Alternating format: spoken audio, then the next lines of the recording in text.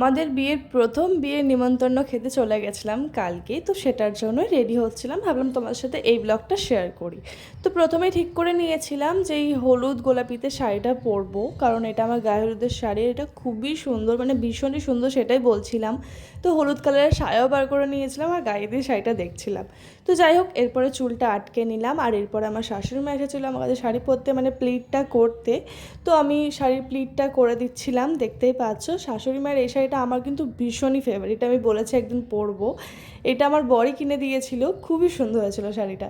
তো যাই হোক, দেখতেই পাচ্ছ যে শাড়ির আমি কুচিটা করছিলাম, মানে কুচিটা করে তারপরে ভাবছিলাম যে কীভাবে করবো, মানে শাড়িটা ছেড়ে পরবো না প্লিট করে পরবো। তারপরে ভাবলাম যে প্লিট করেই পরি, যেহেতু এর আগে একবার আমি যখন গায়ে হলুদে পরেছিলাম তখন ছেড়েই পরেছিলাম, তো তাই প্লিট করলাম। আর এই যে ফাউন্ডেশন লাগিয়ে নিলাম, তার আগে ময়শ্চারাইজার লাগিয়ে নিয়েছিলাম, আর এরপরে ব্লাশ লাগাচ্ছিলাম।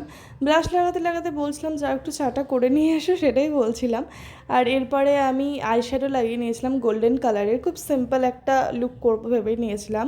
আর এরপরে আমি লাইনার পরছিলাম, আর ভেবেছিলাম কাজল পরবো না, কারণ লাইনারটা আর মাস্কারাটা দিলে চোখটা বেশ দেখতে থেকে থেকে ভালোই লাগে। তো এরপরে আমি মাস্কারা দিয়ে দিচ্ছিলাম, আর কাজলটা দেবো না যেমনটা বললাম। আর এরপরে হচ্ছে যে আমি ভাবলাম যে আগে জুয়েলারিগুলো তো বার করি, তো জুয়েলারি আমি অ্যাকচুয়ালি মালা খুঁজছিলাম, আর কানের কী পরবো সেটাই ভাবছিলাম। তো আমি বরকে বলছিলাম এই কানেরটা পরবো, এই কানেরটা আমি অ্যাকচুয়ালি বিয়ের সময় কিনেছিলাম, এমনি পছন্দ হয়েছিলো তাই কিনেছিলাম, কবে পরবো জানি না।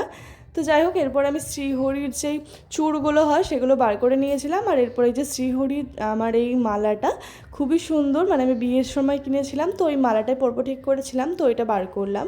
আর এরপরে চূড়টা দেখতেই পাচ্ছ, চূড়টা আমার বরকে একটু বললাম পরিয়ে দিতে, কারণ চূড়টা তো আর একা একা পরা যায় না। তো দেখতেই পাচ্ছ আমাকে চূড়টা পরিয়ে দিচ্ছে আমার বর। আর আমার তো মেকআপ প্রায় ডান, তো এরপরে আমি লিপস্টিক লাগিয়ে সেটিং স্প্রেটা দিয়ে দিয়েছিলাম। আর বেশ ভালোই লেট হয়ে গেছিলো রেডি হতে, ওই আস্তে আস্তে রেডি হচ্ছেই করে, আর রেডি হতে হতে লেট হয়ে গেল। তো যাই হোক, দেখতেই পাচ্ছ যে আমি আইব্রো মানে করতে ভুলে গেছিলাম, আর আমি আইব্রোর যে পেন্সিলটা হয় সেটা দিয়ে আইব্রোটা করে নিলাম, এরপরে হেয়ারটা করে নিচ্ছিলাম। আর এতটা ব্যস্ত ছিলাম ঠিক মতন ভিডিও করতে পারছিলাম না, আমি ওই পনিটেল করেছিলাম, দেখতেই পাচ্ছ। আর ক্লিপ খুবই মানে অল্প দিয়েছিলাম তাড়াহুড়োতে, মানে আমি বেশি ক্লিপও লাগাতে পারিনি, তো একটু মানে লুজ লুজ করছিলো। তো যাই হোক, আমি খোপা করেছিলাম যেহেতু গরম। হেয়ারটা তো করা আমার হয়ে গেছিলো, এবার বাকি ছিল টিপ পরা, সিঁদুর পরা। তো সিঁদুরটা বরের কাছ থেকেই পরে নিয়েছিলাম। সিঁদুরটা পরে বলছিলাম ঠিক আছে, তো তো ও তো মানে অল্প করে পড়াচ্ছে, আমি বললাম যে না বেশি করে পরবো, তো আমি আবার বেশি করে পরলাম। এরপরে ওকে আমি ওর সেন্টটা দিলাম, আর আমি আমার সেন্টটা নিচ্ছিলাম। তো ওর সেন্টটা আমার খুব ভালো লাগে, তাই আমি দুটো সেন্টই দিয়েছি। তো আমি সবসময় এরকমই করি। যাই হোক, এরপরে তো লাস্টের দিকে ভীষণই তাড়াহুড়ো করছিলাম, এদিকে ও একটা ময়শ্চারাইজার মেখে নিচ্ছিল। আর এরপরে আমরা বেরিয়ে গেছিলাম, ফাইনালি 6:30টার দিক করে বেরিয়েছিলাম। আমরা দুজন বেরিয়ে যাওয়ার পর কিছুটা গিয়েই আমরা মিষ্টির দোকানে গিয়ে মিষ্টি নিয়ে নিয়েছিলাম, যেহেতু আমার বরের মাসির বাড়ি যাব, মানে মাসি শাশুড়ির বাড়ি যাব, তাই আর কি মিষ্টি নিয়ে নিয়েছিলাম। তো মিষ্টি নেওয়ার পর আমরা দুজনে হাত ধরে গল্প করতে করতে চলে যাচ্ছিলাম, মানে গঙ্গার ওপার হচ্ছিলাম নৌকা করে আর কি। তো দেখো হাজারদুয়ারিটা দেখতে এত সুন্দর লাগছে দূর থেকে, আর কতটা দূর থেকে জুম করছি দেখতেই পাচ্ছ, আর রাস্তাটা দেখো, ওপারের রাস্তা বুঝতেই পারছো। তো যাই হোক, এরপরে আমরা গল্প করতে করতে চলে যাচ্ছিলাম। তারপরে আমরা পেট্রোল পাম্পে গেছিলাম, সেখানে গিয়ে আমরা গাড়ির তেল ভরে নিই।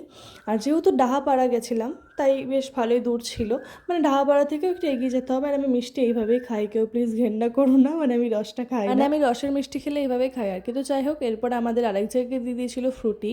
তো যাই হোক, খেতে খেতে চলে এলাম বিয়ের বাড়িতে, আর এটা ছিল বিয়ের বাড়ি।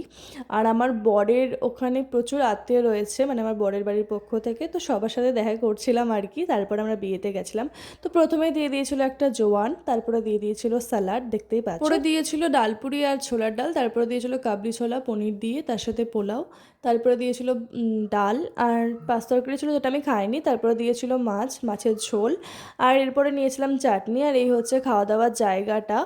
আর এরপরে দিয়ে দিয়েছিল আমাদের দই তো খেতে বেশ ভালোই লাগে, তো দইটা খেয়ে নিচ্ছিলাম। আর রসগোল্লা দিয়েছিল, রসগোল্লা খাইনি, তো কমলাভোগ খেয়েছি। দেখতেই পাচ্ছ দুটো করে মিষ্টি ছিল, একটা রসগোল্লা একটা কমলাভোগ। তো এই যে বর বউ দেখতে পাচ্ছ। আর এরপরে আমরা বেরিয়ে যাচ্ছিলাম, তো ওকে বললাম একটু ভিডিও করে দাও, আমাকে একটু ভিডিও করে দেয়। আর এরপরে আমরা চলে যাচ্ছিলাম বিয়ের বাড়ি থেকে। আর যেহেতু বললাম তোমাদের যে বরের ওখানে প্রচুর আত্মীয় রয়েছে, মানে বরের বাড়ির তরফ থেকে, তো সবার সাথে আমরা দেখা করেছিলাম, প্রায় মানে 5টা বাড়িতে দেখা করেছিলাম টোটাল, আরও মানে 5টা বাড়ি ছিল, মানে 10টা ছিল এরকম ব্যাপার। আর বিয়ের বাড়ি নিয়ে 6টা বাড়ি আমরা দেখা করেছি। আমরা ওই 11টার মধ্যে বাড়ি ঢুকে গেছি। ভিডিওটা কেমন লাগলো কমেন্টে অবশ্যই জানিও। Tata, bye bye.